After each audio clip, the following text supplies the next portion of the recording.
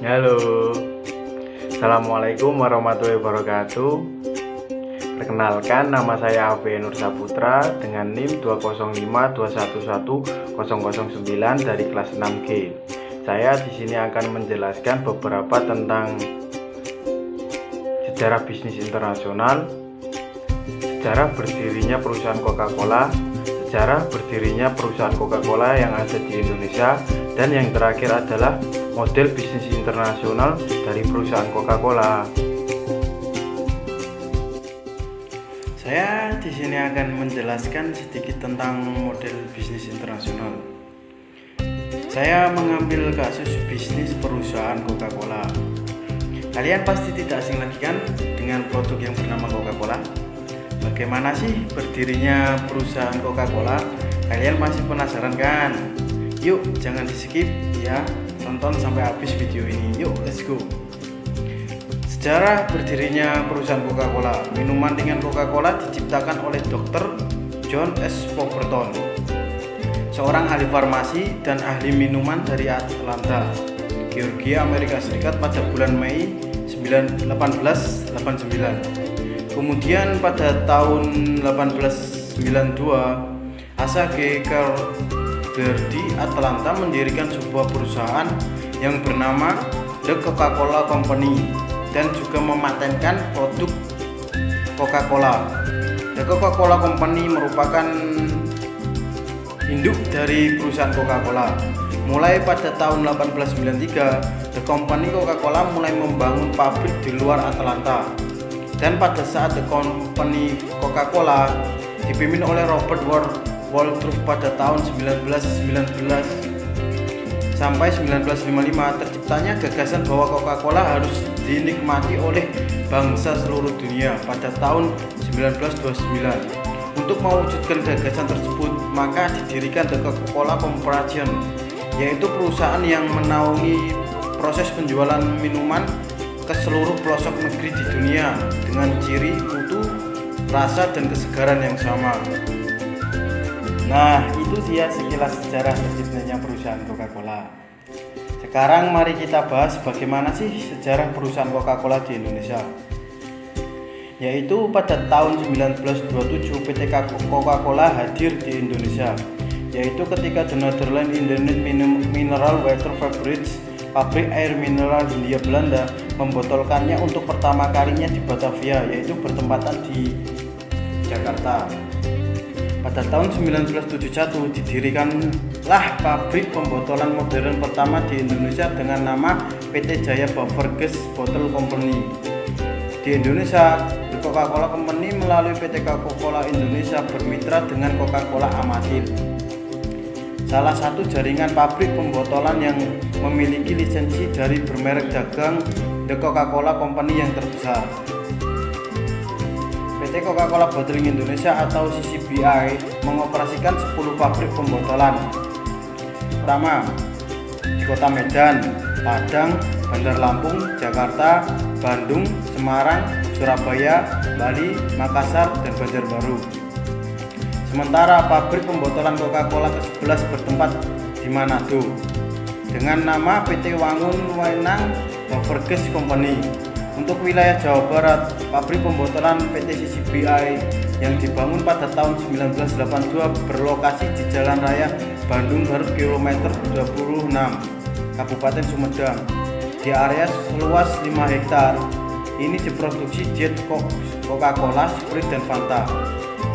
Dan pada tanggal 1 Januari pada tahun 2000 terjadi perubahan nama perusahaan Coca-Cola di seluruh Indonesia menjadi PT Coca-Cola Amatil Indonesia Bottling untuk perusahaan pembotolan dan PT Coca-Cola Amatil Indonesia untuk perusahaan distributornya. Kemudian pada tanggal 1 Juli pada tahun 2002, PT Coca-Cola Amatil Indonesia Bottling berubah nama menjadi PT Coca-Cola Bottling Indonesia, dan PT Coca-Cola Amatil Indonesia berubah menjadi PT Coca-Cola Distribution Indonesia. Sedangkan untuk hal-hal yang bersifat penggabungan antara perusahaan pembotolan dan perusahaan distributor, nama perusahaan yang dipergunakan adalah PT Coca-Cola Bottling Indonesia. Nah, itu dia penjelasan sedikit tentang sejarah berdirinya Coca-Cola di Indonesia. Yuk kita sekarang masuk pada pembahasan model bisnis internasional Coca-Cola. Pabrik Komersial Support Supply atau CPS mulai didirikan pada tahun 1977 untuk memenuhi pasokan bahan dasar minuman untuk pabrik pembotolan di Indonesia. Selain di Indonesia, CPS juga mengekspor produknya ke negara-negara tetangga seperti Singapura, Australia, Selandia Baru, Kamboja, Vietnam, dan Thailand. Indonesia masih mengimpor kaleng untuk produk minuman bersoda seperti Coca-Cola. Coca-Cola memusatkan upayanya pada konsentrasi bisnis tunggal di sepanjang tahun 1960-an. The Coca-Cola Company berfokus pada pembangunan pasar dan pengembangan produk di bisnis utamanya yaitu minuman ringan. Membuat Coke mendominasi pabrik domestik dan juga dominasi di pasar-pasar mancanegara yang perlahan-lahan dimasukinya.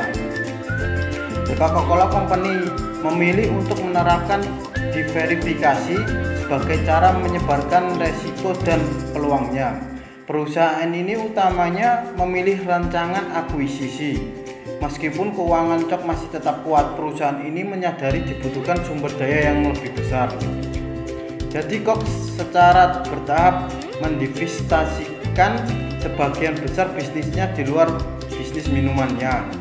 Semua perusahaan strategi di Coke termasuk refokus pada pertengahan 1990-an ke bisnis intinya, minuman ringan dan pembotolan minuman ringan.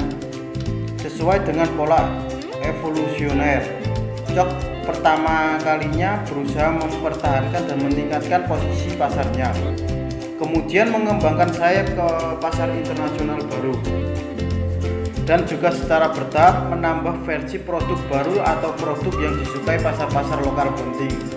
Pemasaran global, perusahaan global yang sukses harus memiliki sistem bisnis untuk mendapat jangkauan konsumen. Sistem ini tidak hanya terdiri dari perusahaan, melainkan suatu jaringan mendunia dari karyawan, mitra pembotol, pemasok, dan pelanggan. Secara grafis, sistem ini dapat digambarkan sebagai sebuah segmen atau piramida terbalik yang terdiri atas banyak jenjang dengan pembahasan sebagainya. Dan yang terpenting, sistem ini tumbuh dan berkembang setiap hari. Operasi Coca-Cola telah menerapkan strategi untuk meningkatkan kepemilikan operasi pembotolan di seluruh dunia dengan cara membuat operasinya lebih efisien dan juga meningkatkan ketersediaan produk serta fokus pemasaran. Dengan investasi saham minoritas di perusahaan pembotol, Coca-Cola mampu membantu memusatkan dan meningkatkan program penjualan dan pemasaran. Bila pembotol yang ada tidak mampu mengatasi persaingan atau tidak mampu menerapkan standar penjualan sistem, Coke seringkali bertindak mengakuisisi dan dengan cepat memulihkan keadaan. Strategi operasi lainnya adalah mengotomatiskan secara total kegiatan distribusi. Selama 10 tahun terakhir, Coca-Cola telah beralih ke strategi operasional regional dengan fasilitas produk terpusat yang mengurangi biaya produk. Ini diikuti dengan memusatkan pembelian seluruh pembotol di wilayah itu. Pasar internasional salah satu yang ditekankan oleh manajemen Coke dalam strategi fungsional. Bahwa strategi tersebut harus disesuaikan dengan kondisi setempat yang pasti berbeda-beda di setiap lingkungan internasional. Keberhasilan menerapkan strategi pemasaran akan membuat Coca-Cola dapat bertahan sebagai market leader dalam penjualan minuman ringan di seluruh dunia. Nah, itu dialah contoh kasus bisnis internasional pada perusahaan Coca-Cola.